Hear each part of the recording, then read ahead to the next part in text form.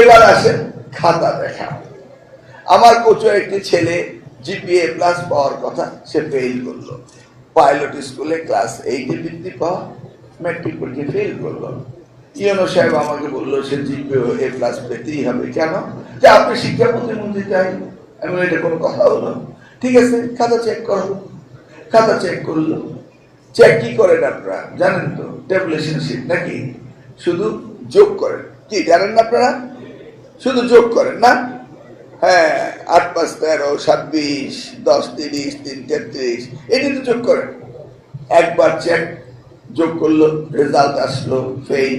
দুইবার চেক করলো ফেল। তিনবার চেক করলো ফেল। আরে এসে তো ফেল করতে পারে না, ফেল কেন করবে? এনিওয়ে, আমি এটাকে বললাম চেয়ারম্যান সাহেবকে যে আপনি খাতাটা বের করে নিয়ে আসেন বারকোড দিয়ে, আপনাদের যে কোড নাম্বার আছে সেটা দিয়ে, এবং আমি এটা খাতা দেখব। চেয়ারম্যান সাহেব উত্তরে বললেন, স্যার 1980 অ্যাক্ট অনুযায়ী আমরা খাতার ভিতরে চেক করতে পারি না। Am I right? আমরা পারি না। ও আচ্ছা, তাহলে এই ছেলে কি আত্মহত্যা করবে? আমি জানি ছেলেটি ভালো রেজাল্ট করবে এবং আইনের কারণে ছেলেটির রেজাল্ট ঠিক হবে না, এটা কি হতে পারে? এই জন্যই কি আমি আইনের জন্য মানুষ না মানুষের জন্য আইন? কোনটা? মানুষের জন্য আইন। তা আমি বললাম আপনি ফাইলে নোট লেখেন over telephone, as per instruction, telephone conversation with the state minister, chief executive of the ministry, in charge of secondary and higher secondary education. এটা লেখে বললেন, in his order I'm executing and find out the papers and submitting to him. আমাকে আমার আছে, because I got the ministry power, I'm the minister. If I want to exercise my power, I have the power. You have to know it. তা আমি আমার executive পাওয়ার দিয়ে খাতা বের করে দেখলাম যে খাতা পাল্টিয়ে দেওয়া হয়েছে। আপনার কচুয়া পাইলট স্কুলের যে মুহূর্তে আমাকে ইউনো বললো যে কচুয়া পাইলট স্কুলের ফার্স্ট বয় বৃত্তি পায়, সে ফেল করেছে, আমি সাথে সাথে ওসি কে অর্ডার করলাম ওকে তাড়াতাড়ি ধরে নিয়ে আসেন, গারদে ঢোকান। ওসি তো বুঝতেই পারছেন, আরে আমি একটা ছাত্রকে ধরে গারদে ঢোকাবো? আমি বললাম আমার জানা আছে আমাদের সময়ে যারা ভালো রেজাল্ট করতে পারেনি বিদে আত্মহত্যা করতো, মনে আছে? তাই ছেলে আত্মহত্যা করবে, তাই করে গারদে ঢুকানোর ব্যবস্থা করেছিলাম। আমি তাকে নর্মাল করলাম, তারপরে তার বাবার কাছে ছাড়লাম, বললাম যে আমি আছি, তোমার রেজাল্ট ঠিক হবে। এখন আমি বিশ্লেষণ শুরু করলাম, এটা আমার কচুয়া বলে, এটা যদি বরিশাল হতে আমি পারতাম না, এটা যদি রাজশাহী হতে আমি পারতাম না, কারণ আমি স্পেসিফিকলি জানি এই ছেলেটা জিপিএ প্লাস পাবি, এই কনফিডেন্ট থেকে। আপনি বললেন তো আপনাকে আমি শুনতাম না।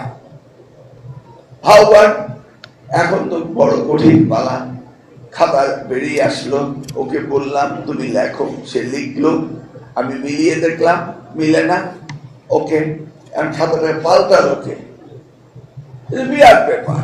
যাই হোক, সন্দেহ করে যেভাবে পারি ওই স্কুলে কে অস্বাভাবিক রেজাল্ট করেছে, হেডমাস্টার বলে স্যার প্রি টেস্টের পরে তো অনেক সময় পাওয়া যায়, রেজাল্ট তো অনেকেই টেস্টে ফেল করে আবার জিপিএ প্লাস পায়, ওই শেষের 3 মাস দারুণ পড়ালেখা করে হেডমাস্টার বলতে পারতেছে না। তা আমি চেষ্টা করলাম কে কারে প্রাইভেট টিউটরিং করে, তারপরে ওই সাবজেক্টে কে কে খারাপ ছিল, এটা আমার ছোট্ট একটা এলাকা বলে আমি শেষ পর্যন্ত বের করলাম একজন শিক্ষক, তিনি প্রাইভেট পড়াতেন একজনকে, তার বাবা সৌদি আরব থাকতো, সে টাকার বিনিময়ে উপরে ওএমআর শিটটা রেখে ভিতরে খাতা পাল্টিয়ে দিয়েছে, বুঝলেন তো? ধরা পড়লো, সেই শিক্ষক জেলে গেল, কিন্তু কোনো আইন নেই। পরের দিন বেরিয়ে আসলো, কাঠগড়ায় দাঁড়িয়ে বললো আমি অন্য ধর্মাবলম্বী শিক্ষক, আমি অন্য মতাবলম্বী, আমার ছেলের বিয়েতে ওনাকে দাওয়াত দেয়নি বলে উনি আমাকে এই ব্যবস্থা করেছেন, আদালত ছেড়ে দিল। এবার কিন্তু তার হবে না, because I learned it through my experience. এবার কিন্তু আইনের মধ্যে ঢুকিয়েছি। খাতা পরিবর্তন, বোর্ডের থেকে আমি স্যাম্পল খাতা নিয়ে যাব, দেখবো কোন এক্সামিনারে ঠিক মতো খাতা লিখেছে, কোন এক্সামিনারে নাম্বার কম দিয়েছে, কোন এক্সামিনারে বেশি দিয়েছে, এগুলিও আমি চেক করব। এটাও আমি আইনে রেখেছি। বলে না শিখলি কখন, ঠেকলি যখন।